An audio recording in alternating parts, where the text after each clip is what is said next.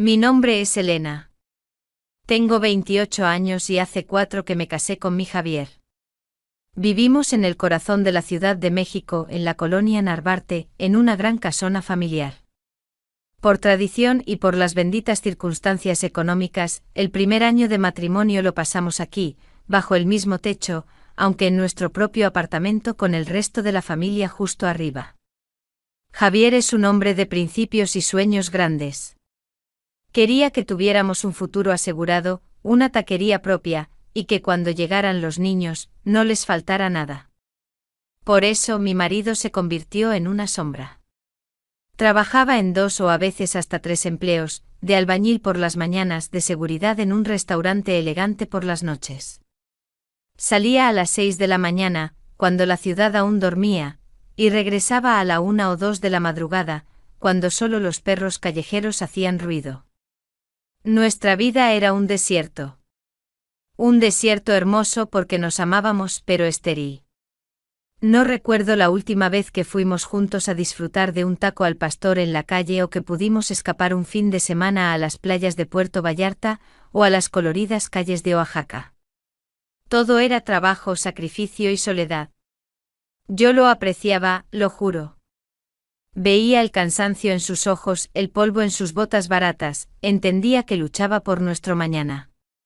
Pero después de un año así, sentí que me ahogaba. Una noche lo esperé. Me había puesto un vestido de casa de algodón, blanco y ligero, que compré en el mercado de Coyoacán. Era sencillo pero con bordados mexicanos que destacaban en mi cintura, y lo usé descalza, para sentirme más vulnerable y cercana. La sencillez del atuendo, aunque no revelaba, me hacía sentir íntimamente deseable para él, pero a la vez inocente. Javier, mi amor, le dije tocándole la mano. Estaba revisando los recibos de la luz. Sé que haces todo lo posible, pero esto no es vida. Casi no hablamos, no nos vemos. Soy tu esposa, no solo la inquilina. Él solo suspiró agotado. Poco después mi suegro, el padre de Javier, enfermó gravemente y falleció. Fue un golpe. Seguimos viviendo en nuestro apartamento. Justo arriba vivía mi cuñado, Ricardo, y su esposa, Isabel. Ricardo es 5 años mayor que Javier, y su esposa Isabel me llevaba 10 años. La relación con Isabel nunca fue buena. Ella era celosa de mi juventud, de mi figura y sobre todo de mi estilo. Recuerdo su mirada fría cuando me ponía mis botines de piel suave de color marrón claro con un tacón cubano que me estilizaba la pierna, o cuando usaba mis faldas de talle alto que Javier tanto le gustaban. Ella lo consideraba demasiado atrevido para la casa familiar. Fue entonces cuando mi hermana menor, Carmen, entró en escena. Su esposo había muerto, y ella se había quedado sin un peso en Guadalajara. Le ofrecí venir a vivir con nosotros. Javier, con su noble corazón, aceptó de inmediato. Es familia, Elena. Que venga. Es mejor que estés acompañada. Carmen se instaló y fue testigo de nuestra vida de ausencia. Vio a Javier salir al amanecer y volver de madrugada. ¡Ay, hermanita! ¡Qué difícil!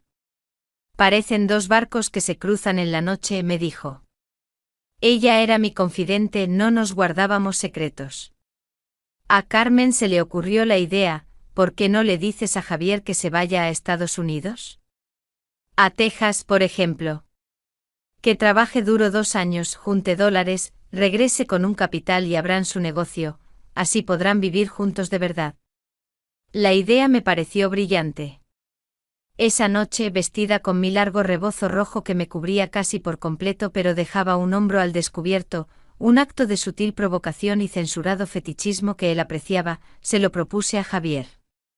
Me sorprendió su respuesta, llevo meses pensándolo.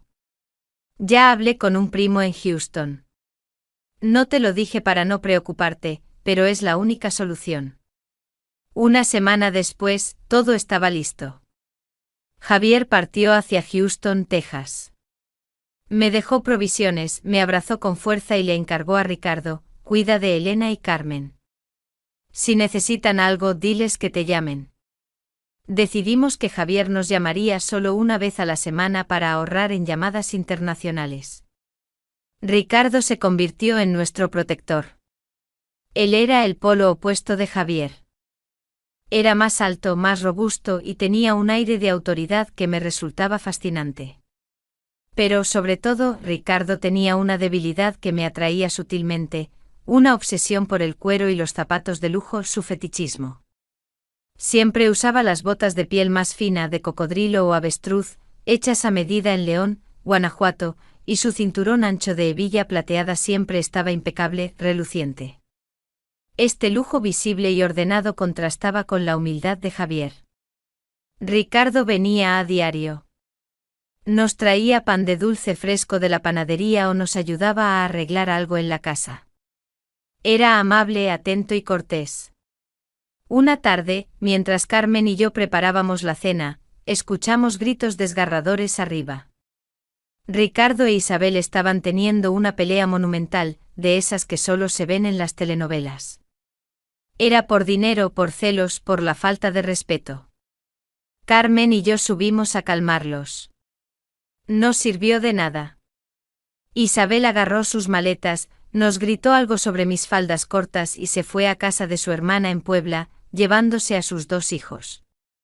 Ricardo bajó destrozado.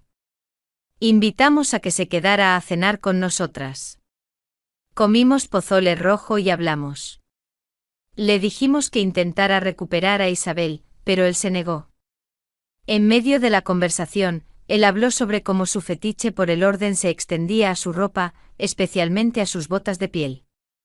Me gusta que todo esté en su sitio. Que el cuero brille. Que se sienta la calidad, comentó con un brillo extraño en los ojos. A partir de entonces, Ricardo cenaba con nosotras casi todas las noches. Había risas, bromas y esa tensión sutil que crecía entre nosotros 3. A veces nos llevaba a dar un paseo nocturno por el parque hundido o a tomar un helado. Era nuestro escape, nuestro rayo de sol en la soledad. Entonces llegó la tarde que lo cambió todo. Había ido al mercado de Jamaica a comprar flores frescas. Cuando regresé abrí la puerta del apartamento y me detuve. Ricardo estaba en la sala. Hablaba con Carmen, que vestía solo una ligera bata de seda turquesa que le había regalado su difunto esposo. La bata, con su tela resbaladiza y brillante, se abría ligeramente con cada movimiento. Ricardo estaba cerca, demasiado cerca, con sus manos apoyadas en el sofá. El ambiente era de una intimidad eléctrica. Yo no entendí bien lo que veía, pero mi cuerpo reaccionó con un calor repentino. Al día siguiente salí de nuevo. Regresé con unos churros calientes y café de olla. Abrí la puerta y esta vez, la escena fue más explícita, pero aún censurada.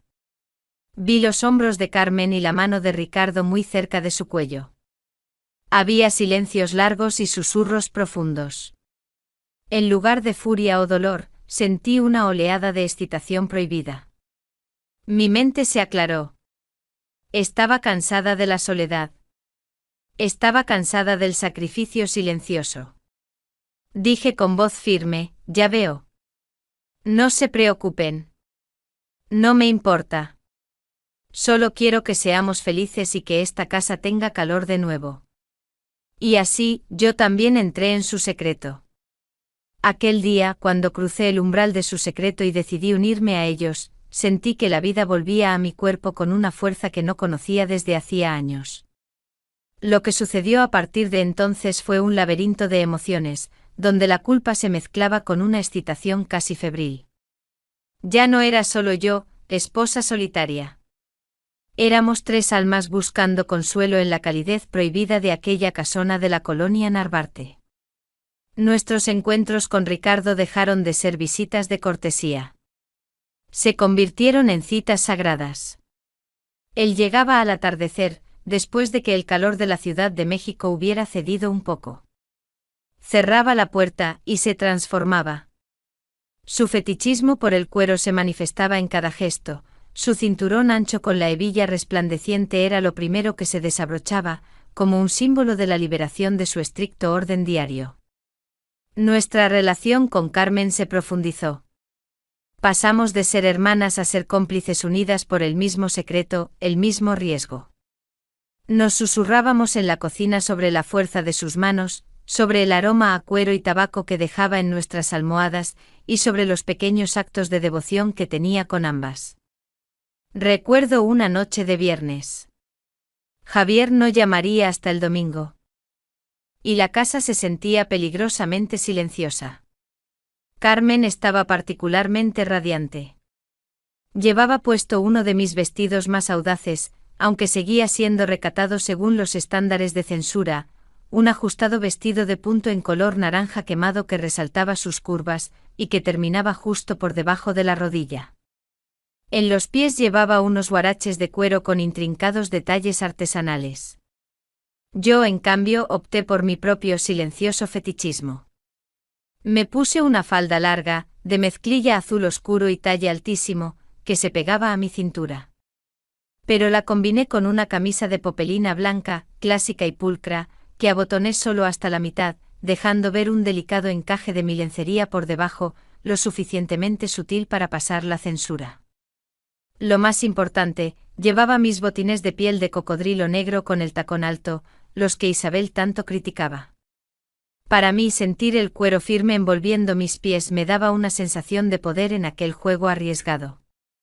Ricardo entró y sus ojos, como siempre, se detuvieron primero en el brillo de mi calzado y en el cuerpo de Carmen ceñido por el vestido.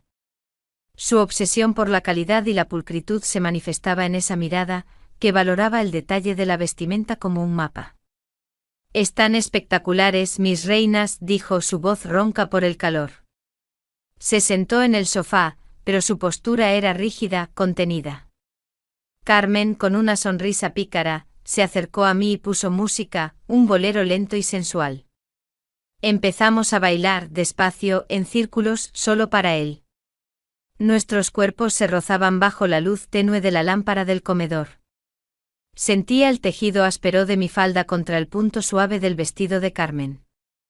En esos momentos éramos una sola fuerza femenina, y Ricardo era nuestro espectador cautivo. Finalmente Ricardo se levantó y nos tomó de las manos. Nos guió a la sala, donde la tensión se disolvió en toques suaves, susurros y promesas prohibidas. Descubrimos que su fetichismo por el cuero y el orden no se limitaba a su vestimenta.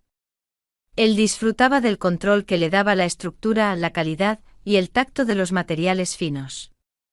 A menudo acariciaba el cuero pulido de mis botines mientras me hablaba. Para nosotras, ese tiempo era una droga. Un escape de la vida en pausa. Ricardo nos hacía sentir deseables, vivas y valiosas. Él nos daba lo que Javier nos había quitado, presencia y pasión. En ese pequeño apartamento de la Ciudad de México, creamos una burbuja de placer íntimo y censurado.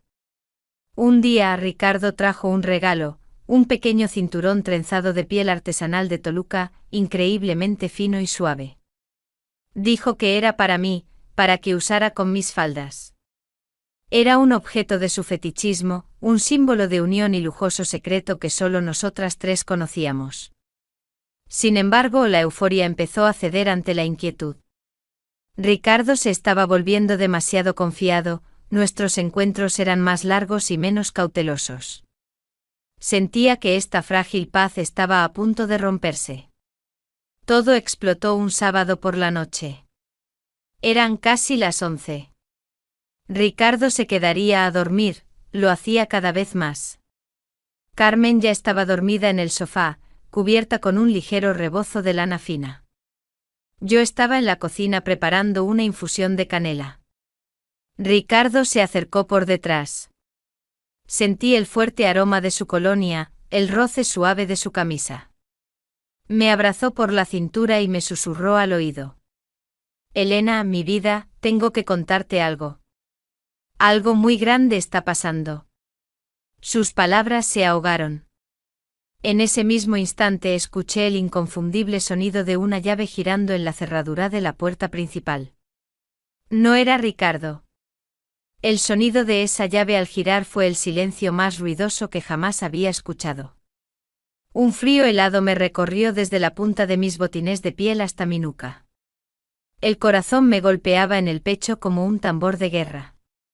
Ricardo, que segundos antes me abrazaba, se separó de golpe, con los ojos inyectados en pánico puro. Javier Sisei, y el nombre de mi marido se sintió sucio en mi boca. Ricardo se hizo a un lado, pegándose a la pared. Afortunadamente Carmen seguía dormida en el sofá, envuelta en el rebozo, ajena al desastre. La puerta se abrió y allí estaba Javier. Estaba diferente. Más delgado, con el rostro curtido por el dura labor en Texas, y una maleta a sus pies. En una mano llevaba un ramo de lirios blancos. Había una mezcla de agotamiento y esperanza en su rostro. Llevaba puesta la misma camisa de trabajo a cuadros que usó el día que se fue, pero se veía más fuerte, más hombre. Elena, mi vida, regresé. Quería darte una sorpresa, por eso no te llamé, necesitaba verlas. Dijo, su voz resonando en la sala. Una alegría que en ese momento sonó como una acusación. Yo estaba inmóvil, paralizada entre la estufa y el miedo. Mi atuendo, que antes me había dado poder, la camisa abierta sobre el encaje, la falda ajustada y mis botines de cuero, ahora me hacía sentir completamente expuesta. Mis ojos buscaron a Ricardo, que apenas respiraba tras la cortina. Javier, ¿qué haces aquí? Apenas logré articular. El bullicio despertó a Carmen. Ella se estiró y vio a Javier. Su rostro, cubierto por el ligero rebozo, se transformó en una máscara de asombro. Javi, qué sorpresa, ya regresaste. Dijo Carmen con una habilidad actoral que me asombró. Javier se acercó a mí, me dio un beso rápido en la frente y me entregó los lirios. Estaba distraído. Entonces sus ojos se posaron en la figura que emergía de las sombras. ¿Ricardo? Hermano, ¿qué haces aquí a estas horas? Su tono se volvió frío y cauteloso. Ricardo salió. Llevaba solo sus pantalones de vestir y una camiseta sin mangas que resaltaba sus hombros anchos. Se veía despeinado y en su cuello, apenas visible bajo la barba de 2 días, había una pequeña marca roja.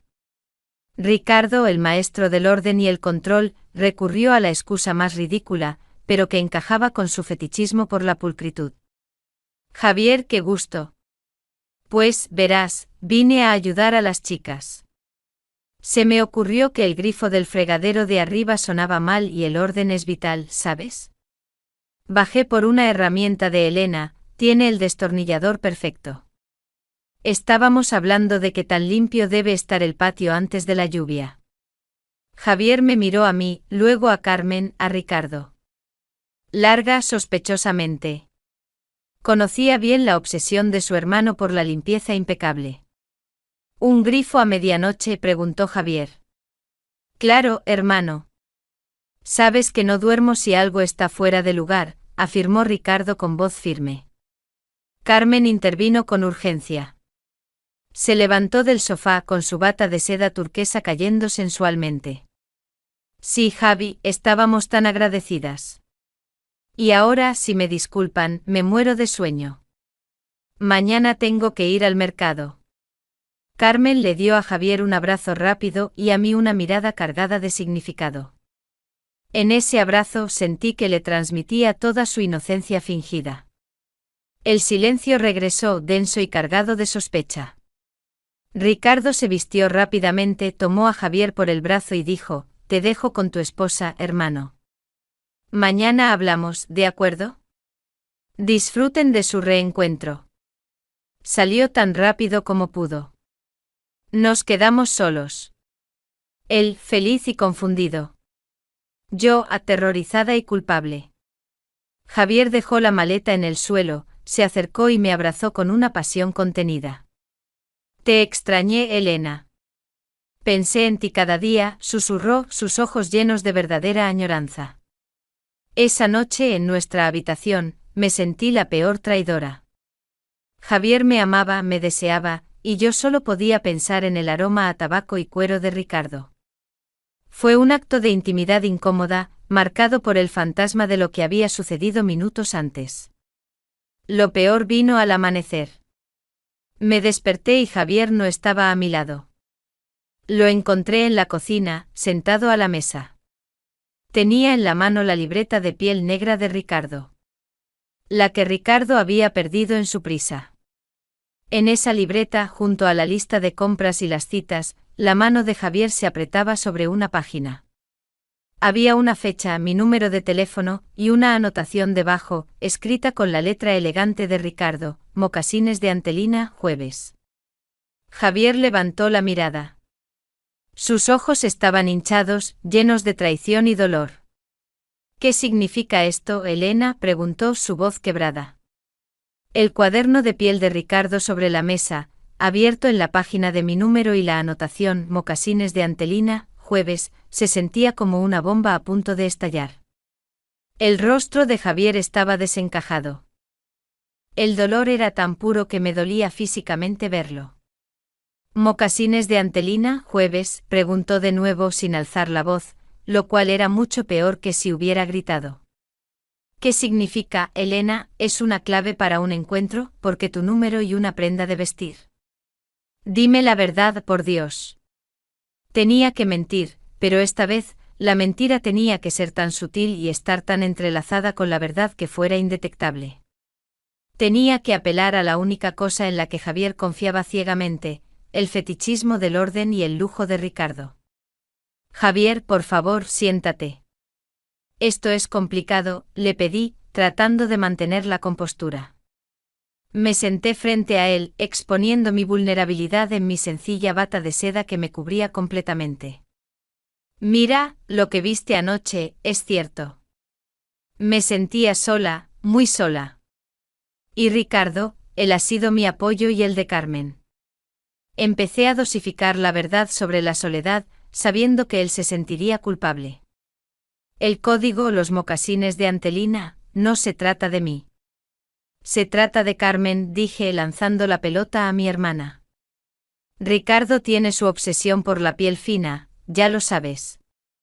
Cuando tu padre murió, Carmen se quedó sin nada. La semana pasada, ella perdió su trabajo. Estaba destrozada, llorando por sus sandalias de piel desgastadas de Guadalajara. Javier me miraba escéptico. Ricardo, con su extravagancia, le compró a Carmen unos mocasines de Antelina muy finos, hechos a mano, en el barrio de Tepito. No quería que se sintiera menos. El jueves fue cuando se los entregó. Y mi número de teléfono, me llamó para que le ayudara a elegir el color, porque no quería que Isabel se enterara, ya sabes cómo es de celosa. Era una mentira perfecta basada en un hecho real de la historia: el fetichismo de Ricardo por el cuero fino, y el dolor real de Carmen. Ricardo sí le había regalado a Carmen unos zapatos, solo que eran unos botines de piel de becerro y el código se refería a algo mucho más íntimo.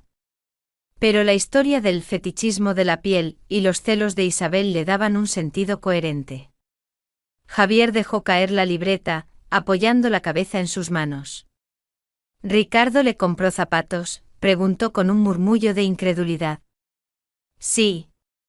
Él siempre quiso tener ese control, ese lujo en su vida, pero ahora lo está usando para ayudar, respondí, elevando a Ricardo al estatus de guardián noble. Todo lo que viste es porque Ricardo estaba cuidando a tu esposa y a tu hermana en tu ausencia, con su propia manera extraña. Javier cedió. Quería creerlo desesperadamente. Quería que su hermano, su figura de autoridad, no fuera el traidor. ¿Y por qué no me lo dijo Carmen? Porque no quería preocuparte. Ya bastante tienes en Houston, respondí lanzando mi última carta de victimismo. Javier se levantó y se dirigió a la habitación de Carmen. Hablaron en voz baja. Minutos después, Javier regresó. Su rostro estaba más calmado, pero no libre de dudas. Carmen dice que le regaló unos zapatos. Que él es muy excéntrico con esas cosas. Que le ha ayudado con el alquiler, dijo mirando el suelo de mosaico. Dice que es bueno que alguien haya estado aquí para ti, Elena. Javier creyó la versión. Pero el aire seguía espeso. Fue entonces cuando lo vi. Justo donde Javier había presionado el pulgar sobre la libreta, había algo más que la letra de Ricardo. Un símbolo diminuto grabado casi invisiblemente, una serpiente emplumada, la Quetzalcóatl. El pánico me atenazó. Ese símbolo no era decoración. Era el emblema de un cártel de coleccionistas de arte prehispánico, gente increíblemente poderosa e intocable en la Ciudad de México. Gente que estaba en los círculos más altos de la sociedad y que, según las leyendas urbanas, estaban conectados con el crimen organizado. Javier no había visto la Quetzalcóatl. Pero yo sí. Y en ese instante comprendí que Ricardo no era solo un cuñado obsesionado con el cuero. Era un hombre con doble fondo, involucrado en algo mucho más oscuro y peligroso que un simple adulterio. ¿Éramos Carmen y yo solo un lujoso pasatiempo o éramos parte de su negocio? Javier, al ver mi rostro pálido, me abrazó. Me vuelvo a ir, mi amor. Mañana temprano. Pero esta vez voy a trabajar más duro para que regreses a Houston conmigo. No quiero dejarte sola en esta colonia. No dejes de llamar, susurré, sintiendo que cada palabra era una súplica por mi propia vida. Javier salió a empacar. Yo me quedé junto a la mesa, mirando el lugar donde había estado la serpiente emplumada. El juego había terminado. Estaba en el tablero de alguien más, y el premio era mi cabeza. El amanecer en la colonia Narvarte llegó teñido de un miedo frío. Javier se había ido al aeropuerto para tomar su vuelo de regreso a Houston, dejando atrás sus dudas, pero llevándose consigo la promesa de nuestro futuro. Yo me quedé con la serpiente emplumada grabada en mi mente. Comprendí que nuestra pasión prohibida con Ricardo y Carmen había sido solo una distracción, un lujoso juguete para un hombre que jugaba en las ligas mayores de la Ciudad de México. Ricardo apareció a media mañana. Estaba irreconocible. Su chaqueta de cuero de avestruz, generalmente impecable, su fetiche, estaba sucia, y sus botas de piel no brillaban. Entró directamente al grano, sin rodeos, sin coqueteos. Elena, Carmen. Esto terminó. Tienen que irse. Ahora, dijo su voz grave y rota. ¿Por qué? ¿Por la libreta?, preguntó Carmen asustada. No por la Quetzalcóatl, respondí por él. Vi el símbolo, Ricardo. ¿Qué es esto, un cártel, coleccionistas? Ricardo asintió, su rostro sombrío. Soy más que un cuñado que ama el cuero y el orden. Trabajo para un grupo que maneja todo, desde arte prehispánico hasta información clasificada. Javier no es importante, pero tú sí. Me explicó que sin saberlo, yo me había convertido en una pieza clave. Mi número en su libreta, marcado con el símbolo de la élite, era una declaración de propiedad. Me había convertido en su obsesión, y al elegir quedarse conmigo y con Carmen la noche que debía atender a un contacto importante, la mocasines de Antelina, había roto la cadena de mando. El jefe lo sabe. Sabe que te he puesto por encima del orden. Y ahora, y tu hermana son consideradas testigos incómodos. Si Javier regresa, lo usarán para llegar a mí. De repente un ruido. No era la llave de la cerradura. Era un fuerte golpe seco proveniente de las escaleras exteriores. No un par de pasos, sino varios, sincronizados y pesados. Ya vienen, vámonos, gritó Ricardo. No pudimos movernos lo suficientemente rápido. La puerta se abrió de golpe. En el umbral estaba Isabel, la esposa de Ricardo. Pero no estaba sola. A su lado, flanqueándola, había una mujer alta y poderosa, con un traje de lino blanco inmaculado y unos tacones de aguja que resonaban en el suelo de mosaico. Detrás de ellas, dos hombres corpulentos con trajes oscuros. Isabel sonrió, una mueca fría y llena de desprecio. ¡Ay, Elena, qué sorpresa! Te dije que tus faldas de talle alto eran un problema. Pero veo que tu falta de decencia es aún peor. La mujer de lino blanco, la jefa, se adelantó, su voz era profunda y carecía de emoción. Ricardo, tu fetichismo por la belleza y la subversión del orden te costó el respeto. El jefe exige sacrificio. Y tú, Elena, tu belleza te ha convertido en una inversión demasiado costosa. Me lancé hacia ella. ¿Dónde está Javier? La mujer le hizo una seña a uno de los hombres. Ricardo intentó intervenir, pero fue retenido con fuerza. Tu esposo Javier tuvo un accidente en la carretera de Querétaro, dijo la mujer con frialdad. Su vuelo nunca llegó a Houston. Le dimos un mensaje, regresará sola. La noticia me golpeó como una ola de mar. ¿Javier y accidente? Tienen un minuto, continuó la mujer de lino blanco, mirando su reloj de oro. Vienen con nosotros. El juego de Ricardo terminó, pero para ustedes, mis queridas, apenas comienza. La deuda por su lujoso pasatiempo es alta.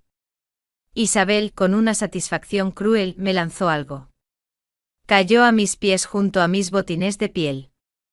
Era una pequeña tarjeta de papel fino con letras elegantes, escrita a mano con tinta roja. La mujer de lino blanco sonrió, un gesto que no alcanzaba sus ojos. Lee el mensaje, Elena. Es tu única pista. Con las manos temblando, recogí la tarjeta. Mis ojos se posaron en la única frase escrita en el papel. El olor del papel era a especias exóticas y peligro. Desenlace dramático y enigma final. La frase, escrita con caligrafía perfecta, decía: el precio del cuero se paga con sangre. Busquen el secreto del cacao en las ruinas de Yucatán.